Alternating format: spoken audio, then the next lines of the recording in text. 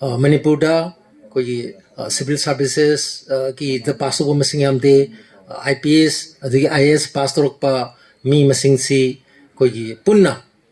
handaki chahi ani makhai hongum bisdaida trampan je thengnagi ba hak thengna na personal oina thengnadi jam jam da thengna banate class lori ne moise probation de le matam da class lawe ba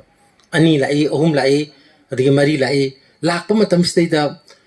Manipur dagi hai tare ama khakta dagi hen yaude loina ba mapan dagi ne dagi university da oja ka wi adugi manungda koi oja ko basing du manungda cho cho bo oja professor gumba tolop se adum lak ahum ngi mathak ta dum ore nga tani natra sum bastedi koi Manipur dagi manungda gi yamna thorakte aduga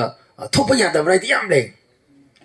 yam le adu thorakte adu khwadi yamna mayamna tanabase ke na tanabase kai da tanagi bo heta kogi magi form je bora da on bada kogi loibena dangi thajal ko china multitasking staff se dek to pai samprasi adagi attendant sidi ngawre mayam se loiba aduga songi khara line su changba yaba sing tu di amatta lakte maming da guna lai sima sisu aina masi panjauri di karino haiba matam da